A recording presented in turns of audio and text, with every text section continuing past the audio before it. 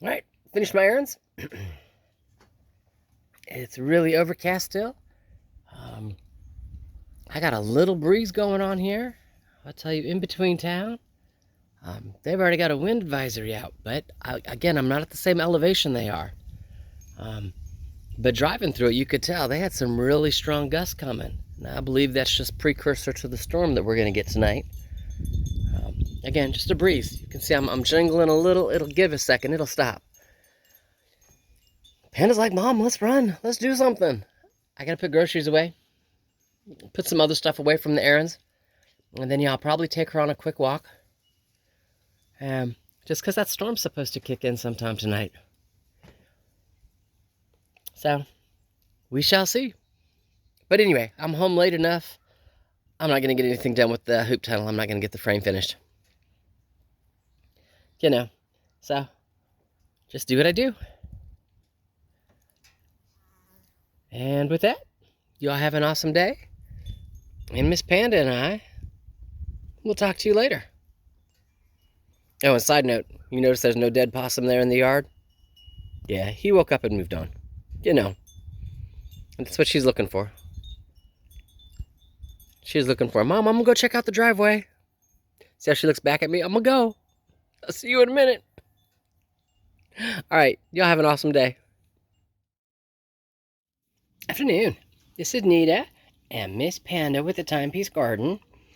You saw the other day me put the final product of putting together some coral sea fans in picture frames. So what happens is I go walk on the beach on beach days, and they wash up after storms. They truly break off the rocks or whatever they were on, and they get tumbled over in the sand. And this is what they look like when they dry on their own. The ends all curl in on themselves. You can see there's a little bit of seaweed stuck in that one. It's kind of better if you look at that one. There's seaweed stuck in that one, and you see this one looking a little dirty, and there's another piece of seaweed. So if you truly want them to get them straight and spread out fan-like, like the other ones that you saw me put in the frame, the first thing you got to do is soak them in fresh water. And I put a little bit of Dawn soap in it.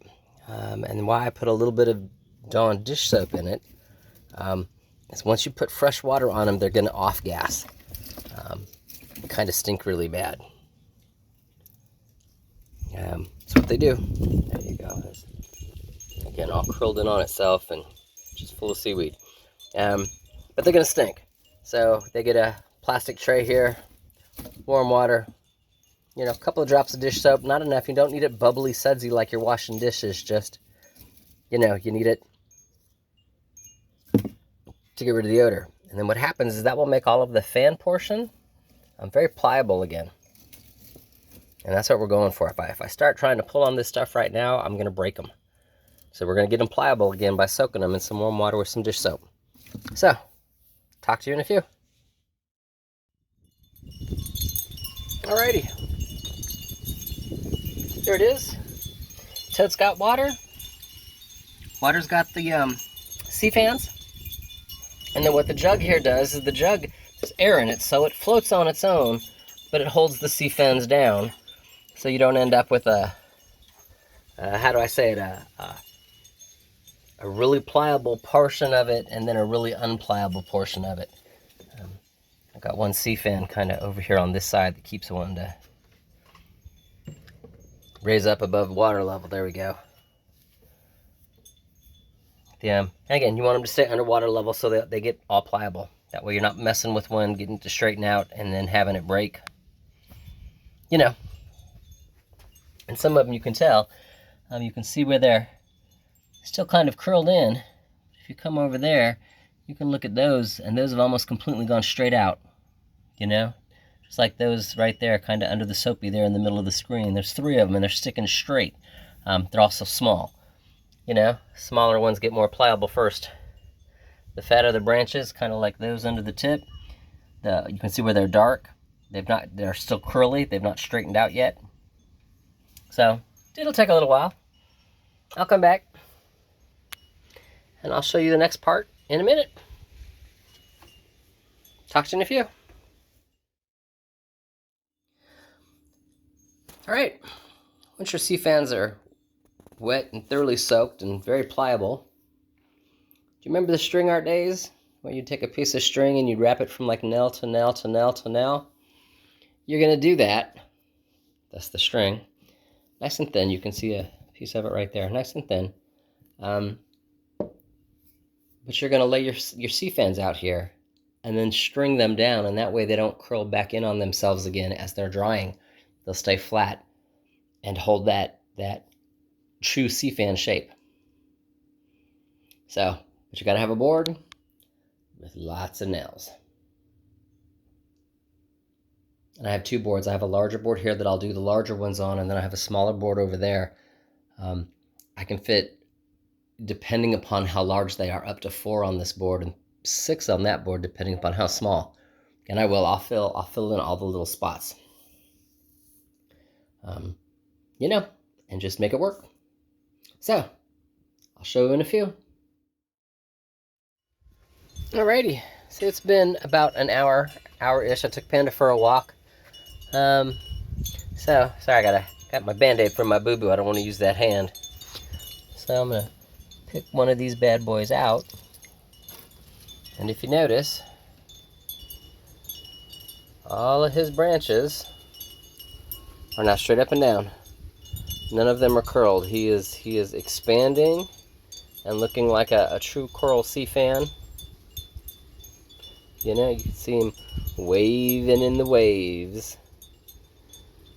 That's what a little water soak does. And even down here, you can see where I can move him. He's not going to snap. He's not going to break. He still needs a little more time. His base here is not pliable yet at all. Some of these harder pieces down here. So, and I do need them to get pliable as well, because the when I go to flatten it, he's going to be a nice one too.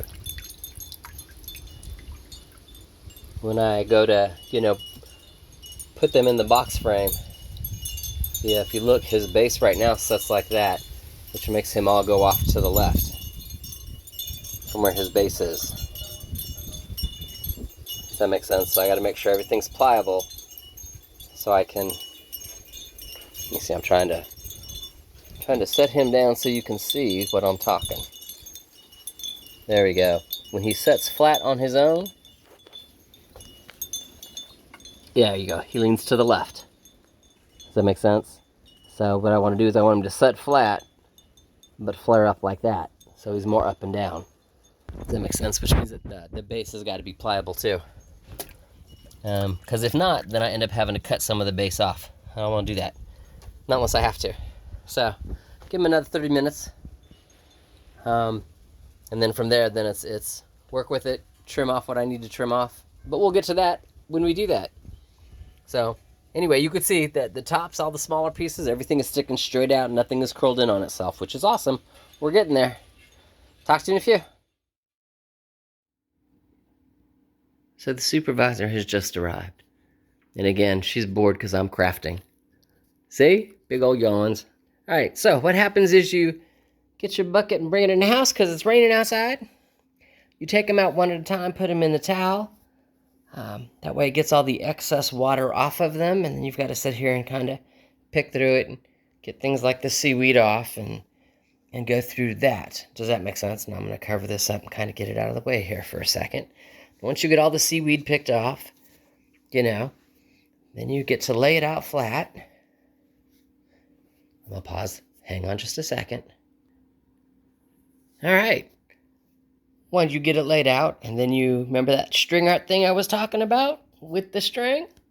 There it is. You literally kind of tie it off at some point. Usually I tie it off down here, and I run my first one across the bottom because this is where I want it to hold still. Does that make sense? And then I just kind of weave my way back and forth doing that string art thing with all the nails. Making particular attention up here at the top with the little ones because they're the ones that want to curl in the most.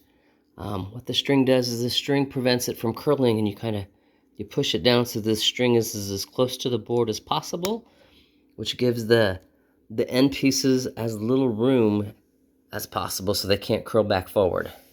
Because some of them, like this one here, you can see where it comes out beyond and it's already trying to curl up, but it's not going to be able to curl up any farther than the string has allowed it.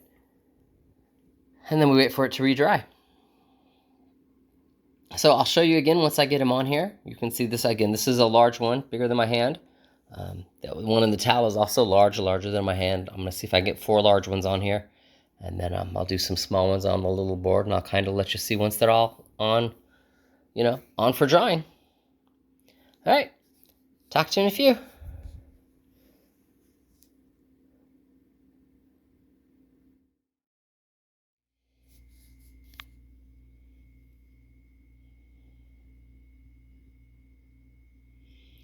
Alrighty, there's what 4 of them look like. So again, you got the strap across the bottom to help hold them down. And then I tend to go up to a side to hold a branch still, and then go up another side to hold a branch still, and then, lay it out in the center. The attempt is to get it, I don't want to say the semi-even. You can see there's a little bit of a bare spot here. But that's just kind of, part of it is just how it grows. I know this was the last one put on. See, that one over there was the first one put on. That was first. That was second. This one was third. What's crazy is he is still trying to curl even under the string. He's the only one who's still trying to curl under the string, so it makes me wonder if he grew semi-curly, where the other 3 you can see have all remained straight, after they're soaked and they're tied down. So, life is good. It's time to go ahead and get my other board up here, switch out boards, and get back to work on the small ones. See you in a few.